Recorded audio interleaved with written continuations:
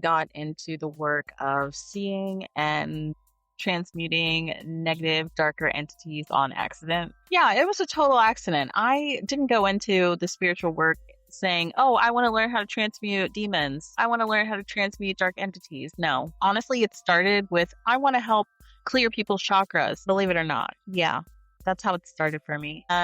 Once I was doing the energy work for clients, so I was doing these energy sessions offering chakra clearings. And so I would get my client on the table. And what I would do is also I would channel guides or angels would come and have messages for my clients. And they would also step in and help with the healing sessions at times. And so I was like, oh, this is really interesting. This is really cool. It was a really good session. I did that session for years, but it started to turn into more. And so I would be clearing people's chakras, and all of a sudden I would stumble upon a blockage. And this blockage wouldn't just be an energy block where you're running your hand over the person and you feel something. You know, like energetically, you'll feel something touch or stop. You'll come over like a shift. The energy will just feel like there's a bump in the road, okay? And a lot of times I would just say, oh, that's a block, and I would clear it. But once I started doing that enough to where I was able to close my eyes and see, I actually started seeing and hearing the blockages. And they were not just blockages. A lot of the times they were negative entity attachments, and they were sometimes dark entities, and sometimes even demons would step forward whenever I would do this work. And so I was like, okay, all right. Whenever I would come up on a negative entity attachment, a lot of times it would be either hanging out on the outside of their aura, so the outside of their body. And like I said, it would feel like a bump in the road. And so I would just linger there for a bit with my hand hovering, just lingering there for a bit. And I would allow it to talk to me if it could. A lot of times you can hear the types of negative self-talk they'll tell the client.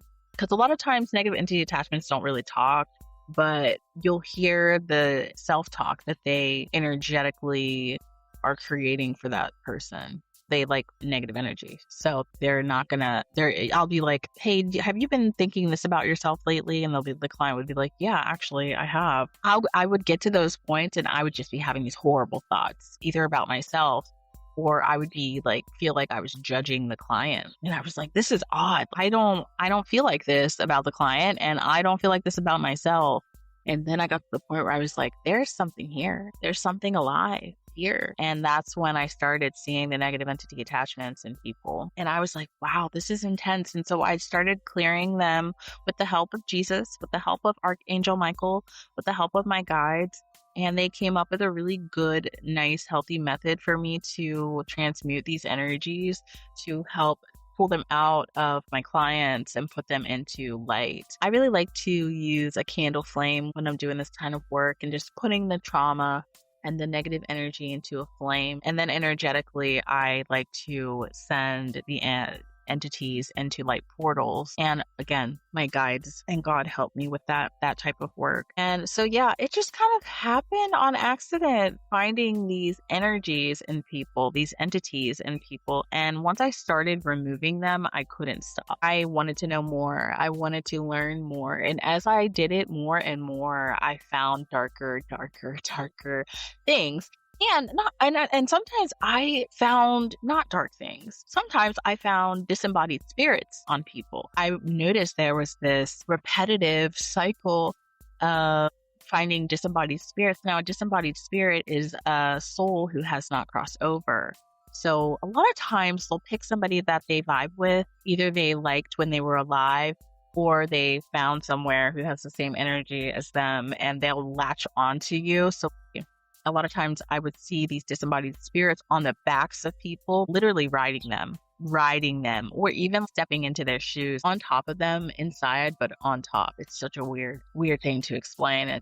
I don't even think I can explain it right, but it's like they're walking in your shoes, but they're not fully meshed with you. Like they can't mesh, they can't get inside of you. But I found disembodied spirits on people. And with those situations, I like to call in Jesus and just have him help me cross that soul over. A lot of times I need Jesus to help soften their heart, because there's a reason why they are stuck here. And a lot of times Jesus is the one who can help soften their hearts so that they can work out what they need to work out in that moment and let go so that they can cross over into the light. Now, a disembodied spirit has no purpose being here. They are supposed to cross over. That is their purpose. That's their purpose, is to cross over. So I would find disembodied spirits on people all the time, and I would listen to their story, and it's a beautiful thing. And I love psychopomp work. Crossing people over is one of my favorite things to do. And that was actually an accident too. I never practiced that. I just kept finding things in people's energy. I've had demonic entities step forward. These are calculated entities. These ones, I would hover over the spots of them and I would hear them talking to me, and I would hear them saying really horrible things. And a lot of times they would just kind of step forward and like rise up out of the person and just stare at me, just like, you weren't supposed to be here and see me and be doing this work. And of course, I'm just standing there like, hi, Jesus. When you run into demonic entities, it's really intense. I mean, you'll have back pain for days.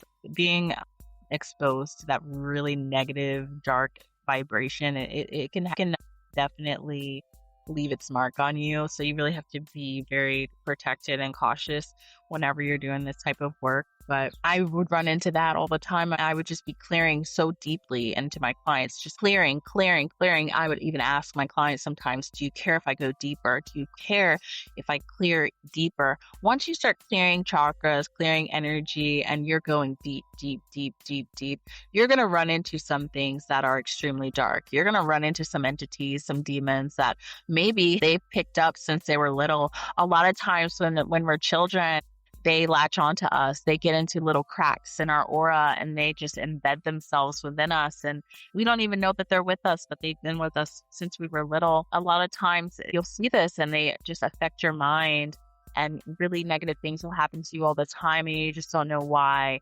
But when you're doing this work, you're going to run into this kind of stuff. Once you're clearing people's energy so deeply, you're going to uncover some things. On a less negative note, I've also found extraterrestrials inside of people, and I've heard of people calling them like stand-ins. Or I've also had extraterrestrials as protectors for people. I've had that. I've had Greys be protectors. I've had Andromedians being protectors and stand-ins I've experienced. And I love that energy. I can always tell when there's an alien on a person or with a person. The energy is pretty intense and unearthly. Extraterrestrial energy is very potent. It's very strong. I remember talking about my encounters with extraterrestrials and how it's either a really positive one or a really negative one. I've never had one that was like, meh. It's either I'm coming into contact with a very earth-loving alien or one that just wants to destroy me. All right. I've never had anything in between. My encounters with extraterrestrials have either been really good or really bad. But I have found extraterrestrials in people's energy while doing these chakra clearing sessions. It has happened. But whenever you're dealing with darker entities, I really just like to have my spirit guides doing a lot of the work. Archangel Michael, Jesus, God, the Arcturians. I love working with the Arcturians. They are my top guides in regards to transmuting and alchemizing negative dark entities and demons. They're really good at transmuting demonic entities and energy. Now, whenever you run into like deep dark energy, I did mention that it can linger. It'll leave kind of like a residue after you do transmute it and the entity is gone, transmuted into the light. It'll leave this haze around you, and that haze, that can cause pain, that can cause negative thoughts, that can cause sickness. What you want to do with that haze is you want to transmute that. You want to kind of I like to eat it. So I will close my eyes and I will use my third eye to find it. I'll find the grayness, the haze that's around me, on me, in me, wherever that entity has left its mark. I will find it and I will transmute it. I'll visualize it and I'll gather it all up. All right. And I'll eat it. Literally, like I will energetically eat it. I'll push it down. I'll suck it up. I'll push it down and I'll allow my womb to burn it, transmute it, alchemize it into power, into light, into energy. And that is how I transmute. I don't physically eat entities. like you say, you eat the darkness, but no, I transmute the darkness and then I eat the residual energy that it leaves. You don't want to let that linger. You want to get rid of that as soon as you can so that you can get on with your life and you're not letting these entities have any power over you. And so I really love transmuting through my womb energy. So your sacral chakra, it has lots of power there. You have lots of power, lots of fuel, fire.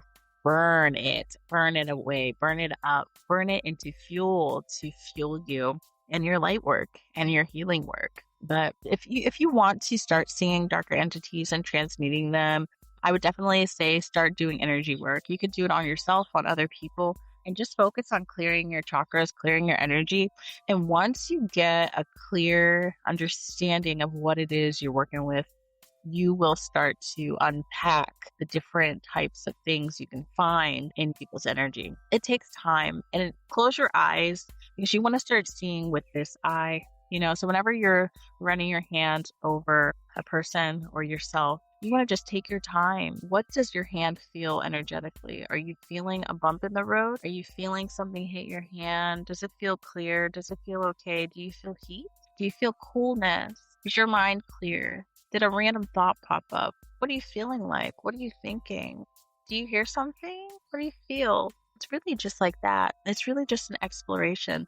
And then when you get to chakras, I like to just focus there, focus on clearing. And I like to dig. I do this motion, this cupping motion, where I dig any negative energy, darkness, and I put it in a flame. Dig, put it in a candle flame. Get rid of that darkness, that negative energy, that stagnant energy. Dig, put it in the flame, and then feel and see what comes up. There may be something there that shouldn't be there. Okay. And if that happens, call on Jesus, call on Archangel Michael, ask him to step forward and help you transmute this entity energy feeling that you're experiencing. And yeah, just allow that to happen. It's going to look different for every one of you, what that looks like, the transmuting part. So I'm not going to divulge any kind of details for that because I don't want to limit anyone in regards to their path and what that's going to look like for you, but allow your guides to show you the way. I was shown the way by the Arcturians, and they handed me some really powerful methods on alchemizing darkness that I still have in my toolbox. I mean, I still use it. I do. And God, of course, with his guidance and transmuting with love, which it works. I just transmuted one of my biggest, darkest ancient entities, demons, recently, and I transmuted it with love and God, of course. But love was the key factor in that, and that freed me from it. It almost took my life. Yeah. This entity was so incredibly ancient and dark, and it almost took my life.